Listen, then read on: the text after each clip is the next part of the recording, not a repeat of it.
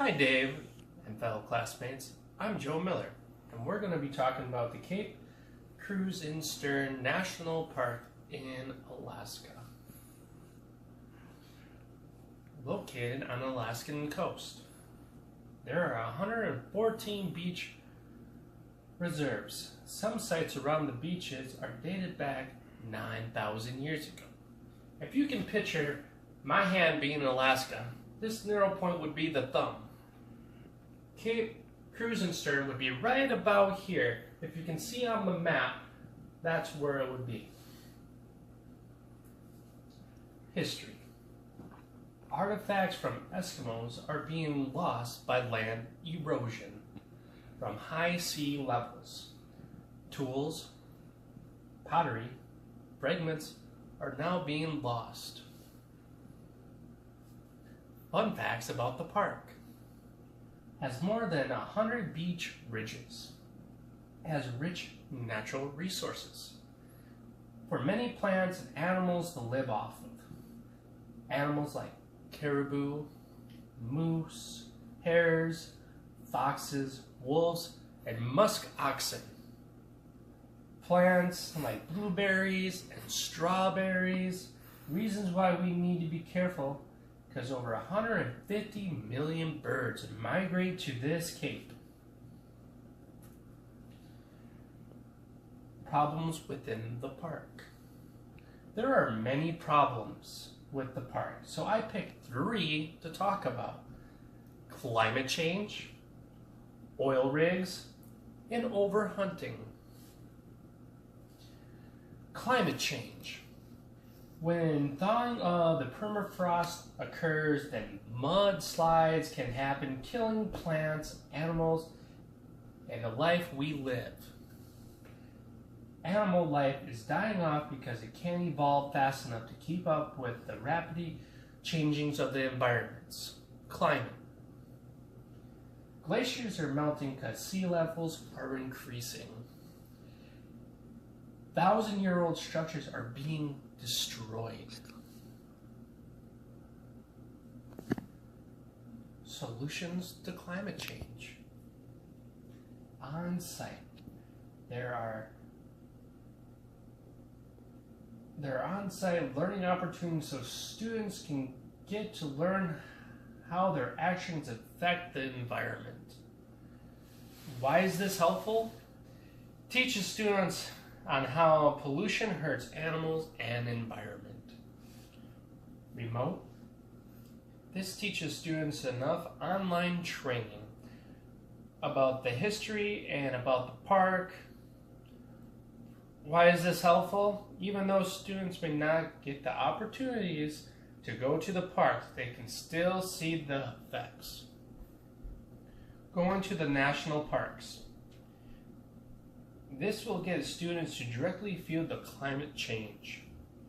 Why is this helpful? Students get a better understanding of how climate change affects the environment. Oil rigs and mining. Soil pollution.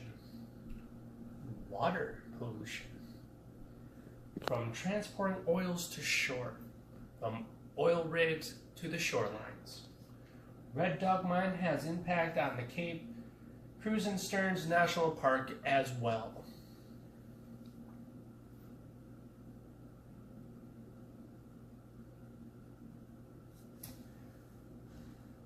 Why oil rigs are bad. It disrupts wildlife migration routes and habitats from noisy populations, traffic, and fences. The wildlife may get migrated and move to a different area. Who knows where that could be? Oil spills on land and offshore drilling sites, very horrific. Drilling on land involves a fluid for drilling bit. Sometimes that fluid can get disposed into the earth, which is harmful to the environment. Landscape changes from well pads and roads to get to the areas they want to use, sometimes the company has to bulldoze everything it's in its way. When they say that, that means when the oil gets into the ground, they have to remove that soil because that soil is contaminated. Oil and gas, infrastructure, and traffic spoil peaceful sightings for visitors.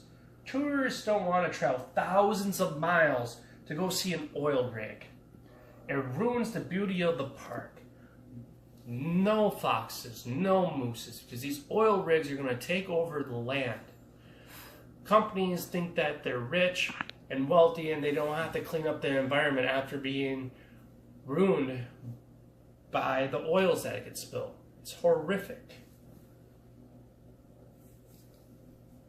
Also, why oil rigs are bad is because the haze, the toxic chemicals, and the dust to pollute the air and water, which can kill off animals, birds, and foxes, and whales that we love so much.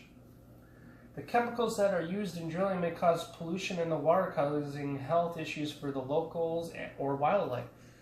Oil can get into the water wells and cause you to get very sick. Machinery, gas flares, light pollution disrupt scenic views and clear night skies. Wouldn't it be nice to just go outside and just watch the stars and not smog and dark clouds of grossness from oil rigs? Dangerous methane emissions contribute to climate change. Methane is more dangerous than CO2, which means bigger explosion. What is overhunting? People might not even know or even care, but here, let me tell you. Overhunting is when hunting causes damage to population of species. People don't realize what all different animals can do for the land. It is when hunting is leading to problems of population of animals. There are different reasons for hunting. For game, also for food, and many other reasons like poaching, getting a nice whalebone, selling it in the black market. We may never know, but there's a lot of reasons why one person might hunt. When you go against the regulations of fishing and keeping too many panfish, it messes with the environment so the bigger fish have less food to eat. And that means, plants start dying, plankton doesn't regenerate, because there's not a circle of life happening. Like, the whale's not eating the smaller fish that, causes problems. The seals can't live because they can't find the smaller fish. You just don't know how it affects the environment and the oceans and the land itself.